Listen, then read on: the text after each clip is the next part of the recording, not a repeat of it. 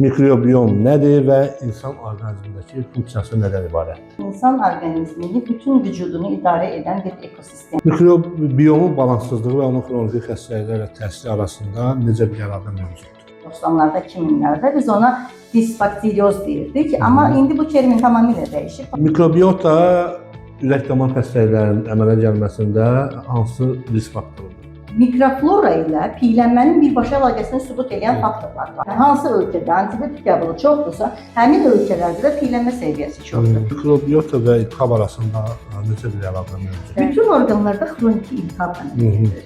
Və bununla qarşısını qamamin yağ turşuları ilə almaq olar. Mikrobiyota ilə autoimmun xəstəliklər arasında hansısa bir əlaqə varmı? Autoimmun xəstəliklər insanın öz hüceyrəsini tanımaması və öz hüceyrəsini düşmən hesab edərək onun üzərinə hücum çəkməsi olan xəstəliklərdir. Hər vaxtınız xeyir əziz izləyicilər, Can Həkimi verilişinin bugünkü buraxılışında insan mikrobiyomunun sağlamlıq üzərindəki mühüm təsirlərini müzakirə edəcəyik. Elə bu məqsədlə studiyamıza qonaq da dəvət etmişik.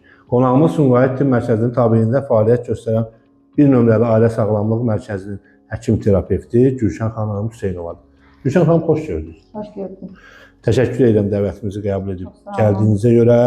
Keçirəm iş sualınıza.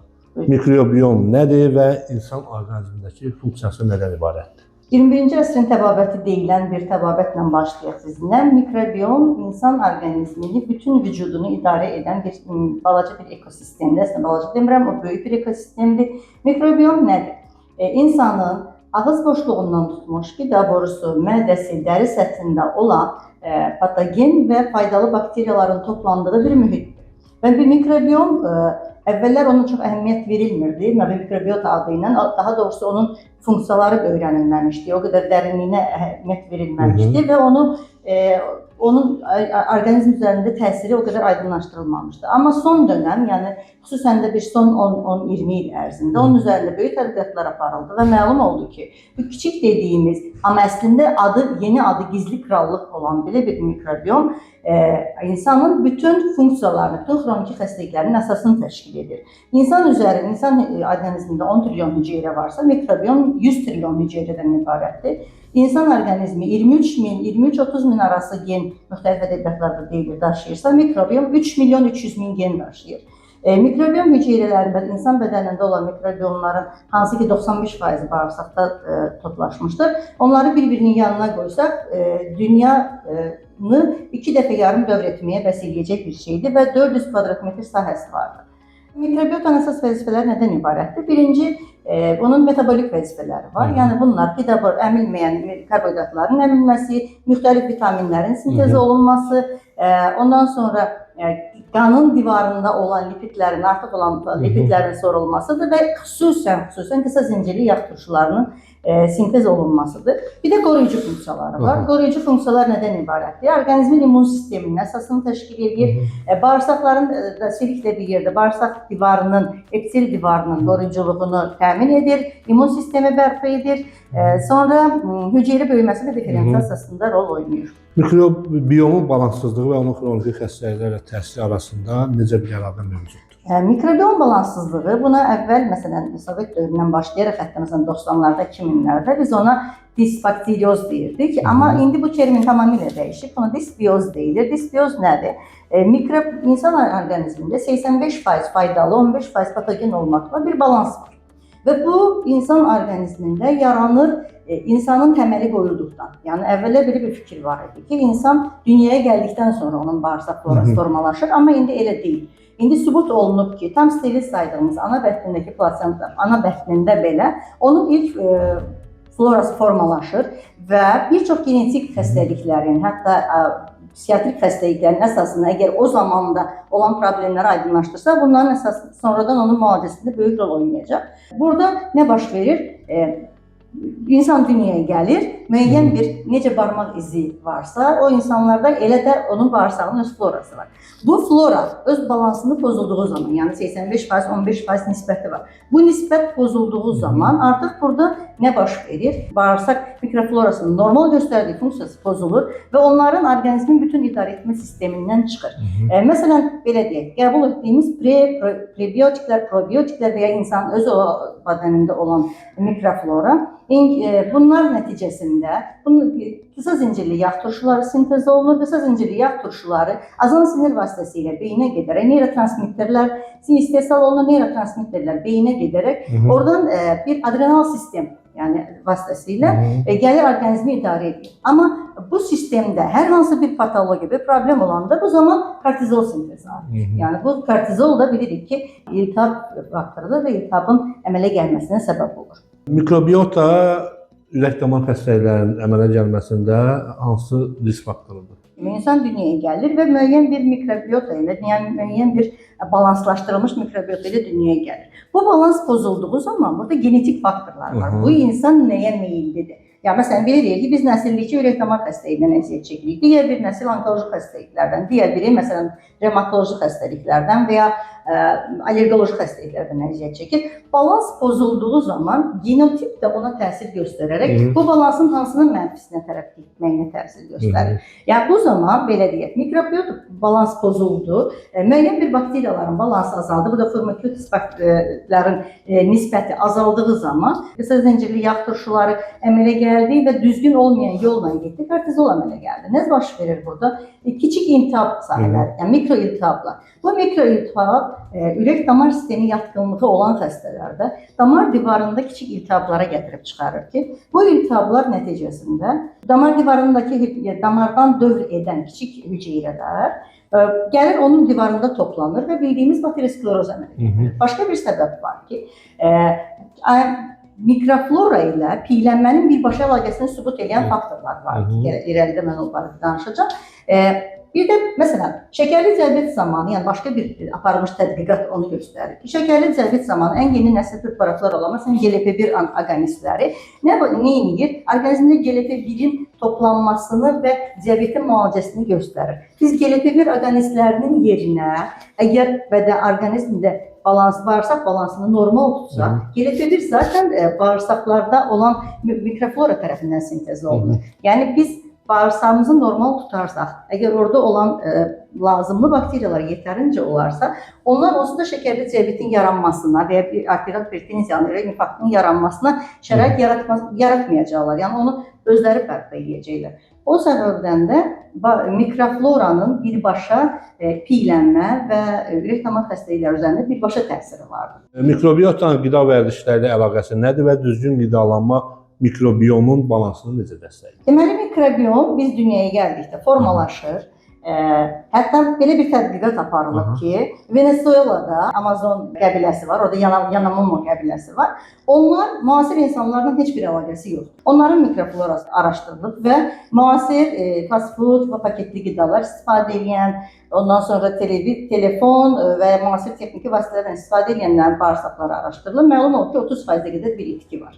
Yəni insan dünyaya gəldikdə hansı yöndən gedirsə, nə ilə qidalanırsa, həyat tərzini necə seçirsə, İçki normal yaşayan insanlar yoxsa qəbilədəkilərdə qəbilədəki normal insanların mikroflorası bu gün daha yaxşıdır. Daha yaxşıdır, 30% daha zəngindir. Daha zəngindir və onların immun sistemi də daha zəngindir və bugünkü xəstəliklərin heç biri orada aşkarlanmır. Nə ürək-damar xəstəlikləri, immun xəstəlikləri, heç bir xəstəliklər, yəni müasir olan bizim burada yaşadığımız nə şəkərli diabet, nə ürək-damar xəstəlikləri, nə autoimmun xəstəliklər o qəbilələrdə aşkarlanmır. Çünki 30% bizim bugünkü müasir insanlar daha geniş mikrofloraları var. Və bunu necə qorumalıdır? Təbiətlə daha çox bağlıdırlar, yəni ki, bu faktorda. Təbiətlə bağlıdırlar, düzgün qidalanırlar, yeni nəsil heç bir şeylə əlaqələri yoxdur, heç bir antibiotik qəbulu olmuyor. Birinci mikrobiota necə formalaşır və sonra ona necə qorumalıyıq? Yəni bu mövzunu danışaq.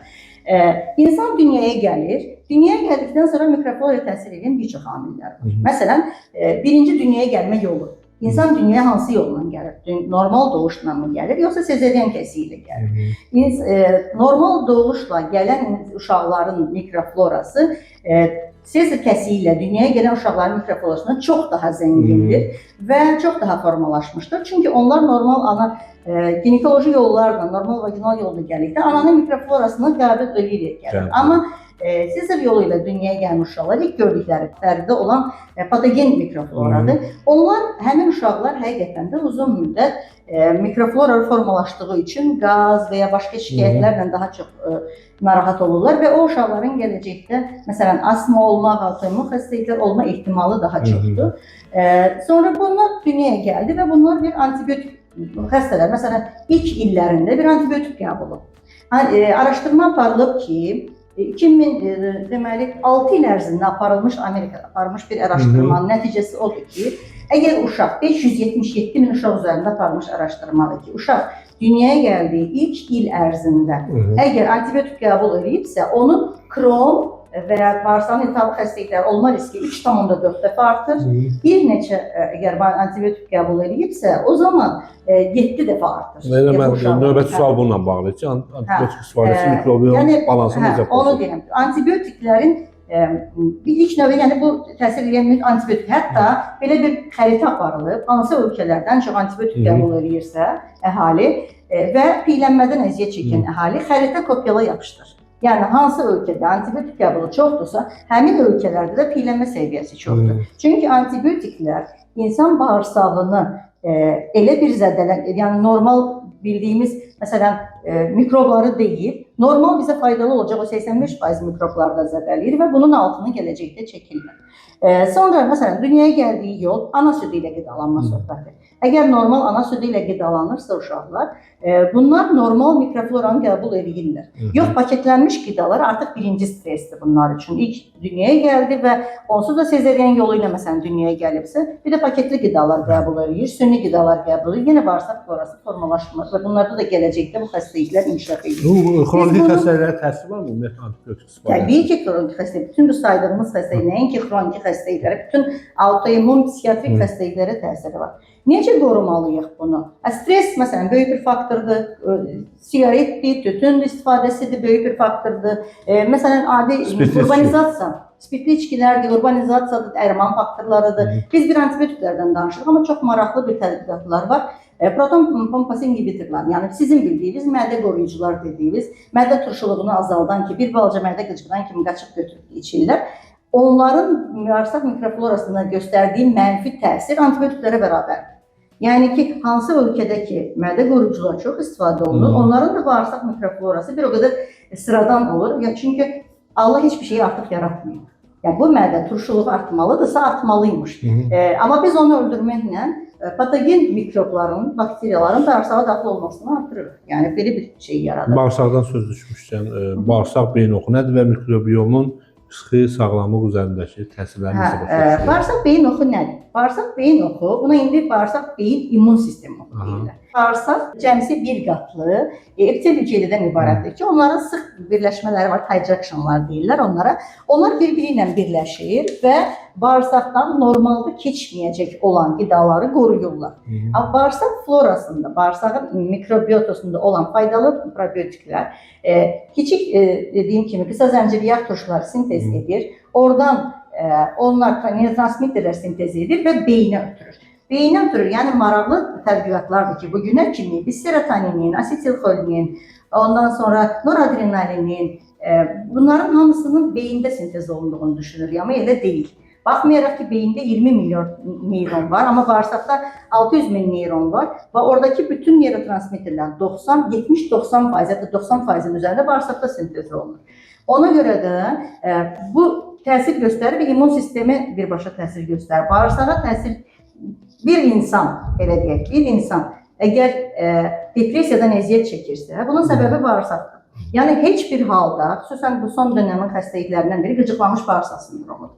Yəni heç bir bağırsaqda heç bir problem aşkarlanmır, çox aşkarlanan xəstəlikdir. Bəzən xəstələr də səbəbini bilmir. İsrava gedir. Bəli, yəni elə müraciətlər də çox olur bizə. Xəstə həkimdən həkimə gəzir, o həkimdən o həkimə gəzir, o həkimdən o həkimə gəzir. Nədir səbəb?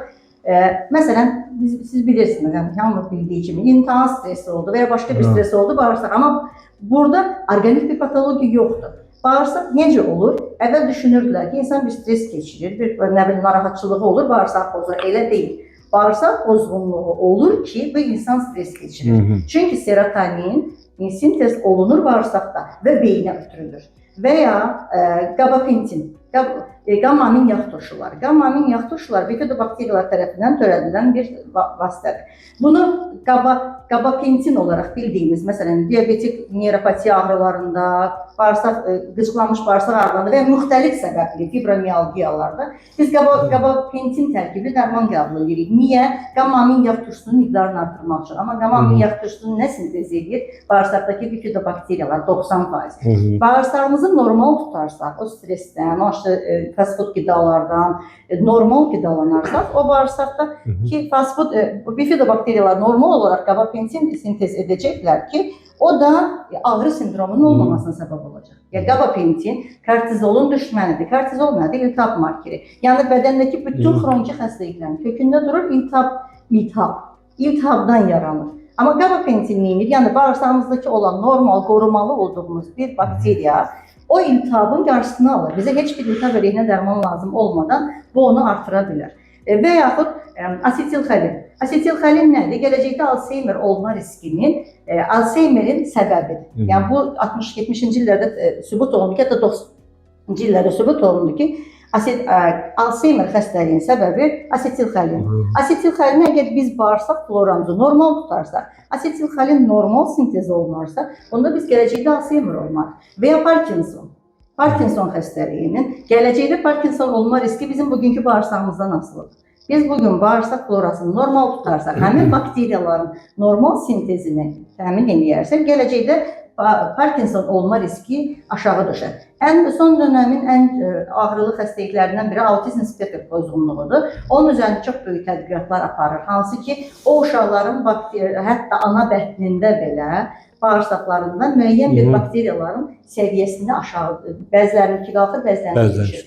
Son dönəm tədqiqatlar onu göstərir ki, əgər bu düzgün araşdırılsa, hətta ana bətnində, məsələn, genetik meyilli bir anadırsa ki, bunda olma ehtimalı var, o uşağın ana bətnində əgər o mikroflorası araşdırılıb, əksiklər yerinə qoyursa, o uşaq autizmdə doğulmayacaq və gələcəkdə də onu, hətta doğulubsa da onun müalicəsində böyük bir uğur əldə edə bilərik. Ümumiyyətlə, mikrobiota və iltihab arasında necə bir əlaqə mövcuddur?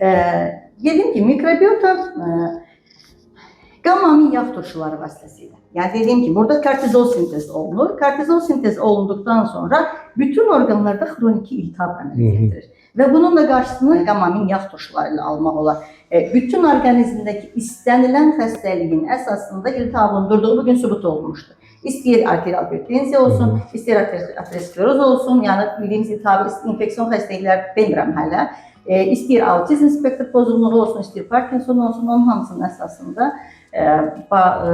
iltihab durur. Və bu iltihabın da yaradanı bu neyrotransmitterlərdir. Mikrobiota ilə autoimmun xəstəlik arasında hansısa bir əlaqə varmı? Ümumiyyətlə bu müalicə metodlarının inkişafına necə kömək edə bilər? Autoimmun xəstəliklər insanın öz hüceyrəsini tanımaması və öz hüceyrəsini düşmən hesab edərək onun üzərinə hücum çəkməsi olan xəstəliklərdir. Autoimmun xəstəliklərin yaranma səbəbinin də kökündə insan mikroflorasının durmasına dair son zamanlar çox böyük tədqiqatlar var. Bu autoimmun xəstəliklərdən ən çox revmatoloji artrit olsun, lupus olsun, ən çox Kron xəstəliyi olsun, Hashimoto tiroidi olsun və ya celiakiya ki, hansı ki birbaşa mikroflora ilə əlaqəli xəstəliklərdir. Nə baş verir burada? Bayaq dediyim kimi, kiçik bağlantı proteinləri var, tight junctions var. Bunlar zədələnir. Nədən? Dediyimiz müxtəlif faktorlardan, düzgün olmayan faktorlardan, şua olsun, başqa faktorlardan. Bunlar zədələnir, bunların arasında keçicilik pozulur. Normalda keçməli olmayan, mən xəstələrə belə başa salıram ki, elə bir ki, dövlət sərhədlərini açıb kim istəyir girsin içəri. Nə baş verəcək? Öz başına alır. Bax, burada da elə bir şey. Bağırsaq sərhədlərini açıb, normalda keçməli olmayan hər bir şey keçir daxil olur bədənə. O zaman bədən neyinir? Aşırı müdafiə göstərməli olur. Çünki artıq proqramlaşdırılmış bir iş yoxdur. Kimi müdafiə edəcək, kimdən müdafiə edəcək, düşmənin kim olduğu aydın deyil. Burada da həmən şey baş verir. artıq immun sistem gücləndirilmiş rejimdən işləyir və qabağına kim çıxdı burada. Yəni öz hüceyrəsidir, deyilmi? Və bunun səbəbində də autoimmun xəstəliklər baş verir. Bu autoimmun xəstəlikləri olan xəstələrin bağırsaq florasını bərpa etsək, diyetlər təyin edirik onlara məsələn. Ona görə də autoimmun xəstəliklərində gələcəkdə bağırsaq florasına dair tədqiqatlar daha çox aparılsa, onların da heç bir dərmandan asılı olmadan sağalmasını əldə etməyi yəni böyük bir ümid edirik. Prebiotik və probiotiklər nədir? Düzgün probiotik necə olmalıdır? Prebiotik və probiotiklər haqqında məlumatlar biraz çox da ətraflı deyil. Prebiotiklər əslində onlar probiotiklər deyil, canlı mikroflora deyil, sadəcə canlı mikroflora üçün bir qidadır, bir yemdir. Yəni onlar elə olmalıdır ki, onlar qida borusunda mədədə həzm olunmamalıdır. Oradakı yaşayan normal bakteriyalar üçün qida olsun. Amma probiotiklər necə olmalıdır? Probiotiklər üzərində qoyulan tələblər var. Yəni Ümumdünya Səhiyyə Təşkilatının qoyduğu tələblər var. Çox təəssüf ki, hətta Amerikada belədir. Satılan probiotiklərin 93%-nin içərisində yazılı qədər olmadığı aşkarlanmışdır. Probiotik mütləq canlı olmalıdır. Qəstrointestinal sistemi canlı olaraq keçib getməlidir və bağırsaqlarda o canlı olmalıdır. Orada düzgün adheziya olunmalıdır. Probiotiklər yetəri miqdarda olmalıdır. Tədqiqatlar da sübut olunmuş olmalıdır və xüsusən, yəni bunun üzərində çox dayanıram ki, bu həqiqətən də böyük bir problemdir. Probiotiklərin dərman vasitəsi, probiotik hansı bir qida vasitəsi kimi bizə təqdim olunanda müalicə üçün bunun üzərində onun suş kodu olmalıdır. Bu hansıdır? Yəni soruşurlar nədir? Deyirəm elə ki, bir insandır. Bunun fin kodudur. O suş kodu mütləq olmalıdır. Çünki eyni nəsildən olan müxtəlif probiotiklər tamam fərqli funksiya göstərir. Yəni bizə gələn, məsələn, istifadə etdiyimiz probiotiklərdə bu problem var. Biz onu tam aydınlaşdıra bilmirik. Təşəkkür edirəm. Çox geniş məlumat verdiniz. Bu mövzu ətrafında çox faydalı məlumatlar əldə etdik. Mikrobiomun sağlamlıq üzərindəki rolu nədən ibarətdir? Bu barədə çox geniş məlumat əldə etdik. Bir daha qonağımız dəvətimizi qəbul edib gəldiyiniz üçün sizə təşəkkür edirəm. Hörmətli izləyicilər, bugünkü mövzumuzda mikrobiomun sağlamlıq üzərindəki rolundan danışdıq. Qonağımız isə Sumqayıt Tibb Mərkəzi tabeliyində fəaliyyət göstərən bir nömrəli ailə sağlamlıq mərkəzinin həkim terapevti Gülşən xanım Hüseynova idi. Çalışın, sağlam olun.